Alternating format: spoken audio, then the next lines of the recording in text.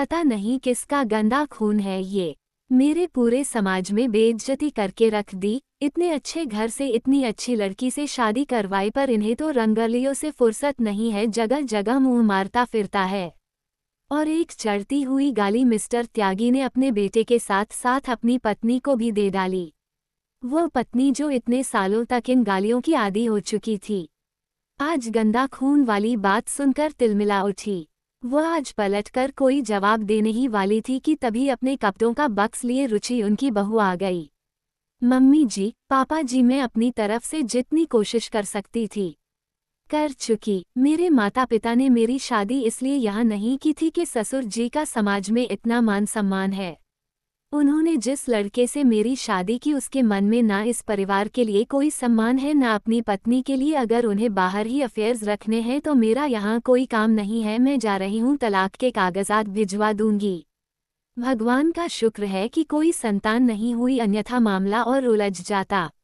Mister त्यागी अभी भी फूंकार रहे थे। दांत भींचते हुए अपनी बहू से बोले, बेटा गलती तुम्हारी नहीं है, गलती हमारी पालन पोषण में ही रही होगी। तुम्हारी सास तो किसी लायक नहीं थी, बच्चे संभालने का काम भी ढंग से नहीं कर पाए।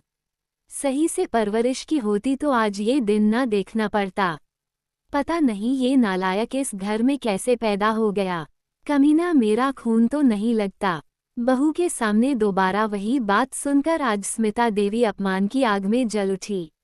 बोली, रुचि बेटा चले जाना। काश जो कदम आज तुमने उठाया है वही सालों पहले मैंने उठाया होता तो आज ये गंदा खून मेरी कोख से पैदा नहीं होता।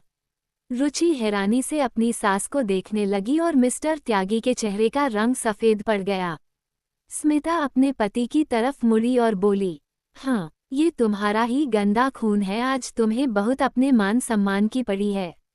कुछ याद है या मैं याद दिलवायूं कि कैसे 17 वर्ष की आयु में तुमसे ब्याह कराई थी।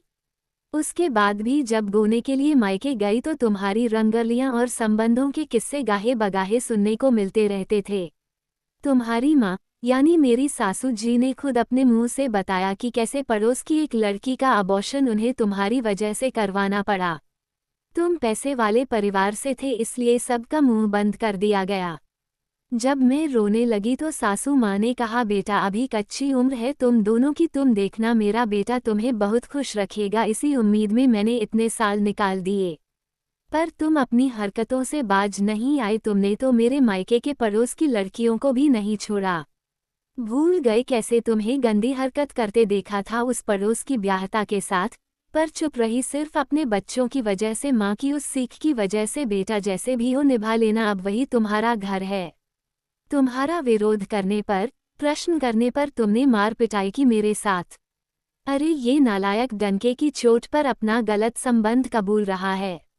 तुम तो चोरी ऊपर से सीना जोरी करते रहें। मुझे अनपढ़ छोटी सोच की बताया तुमने। धीरे धीरे मेरा मुंह बंद कर दिया। काश मैं उस समय बोलती तो आज इस उम्र में इतना घुटन और अपमान ना सहना पड़ता। कितनी बड़ी बात बोली तुमने कि पता नहीं किसका गंदा खून है। अपने कर्मों को याद करो, जो स्थिति तुम्हारी है उस स्थिति में अपने पिता को याद करो। और अभी भी तुम सुधरे नहीं हो। आज भी तुम्हें ये चिंता नहीं खा रही कि तुम्हारे बेटे का घर बिगड़ रहा है। अभी भी तुम्हें चिंता अपने मान सम्मान, राजनीति में अपने स्थान, अपनी कुर्सी की है। शुक्र है ईश्वर ने तुम्हें बेटी नहीं दी। यदि तुम्हारा दामाद तुम्हारी बेटी के साथ ऐसा करता तब तुम्हें समझ आता कि जो लड़की इतने विश्वास के साथ जिस इंसान के पीछे अपना सब कुछ छोड़ कर आती है, अपना सब कुछ समर्पण करती है, और वो एक बाहरी औरत के लिए बात बात पर उसका अपमान करे, उसे छोड़ने की धमकी दे, तो उस बेटी पर, उसके माता पिता पर, उसके परिवार पर क्या गुजरती है तुम उसका अंदाजा भी नहीं लगा सकते। चलो रुचि, इस घर से सिर्फ तुम नहीं मैं भी जाऊंगी। ये और इनका गंदा खून रहे इस घर में। जैसा बोओगे वैसा काटोगे। जो तुमने किया वही तुम्हारा बेटा कर रहा है। बस काश जो रुचि ने किया वही सालों पहले मैं करती तो आज इतनी गंदी बात ना सुननी पड़ती। और स्मिता जी रुचि का हाथ पकड़ उस दहलीज से बाहर आ गई, जिस दहलीज के लिए उनकी माँ ने बोला था बेटा अर्थी के रूप में ही बाहर निकलना। आज अर्थी तो निकली है, लेकिन स्मिता जी की नहीं, एक घुटन भरे रिश्ते की।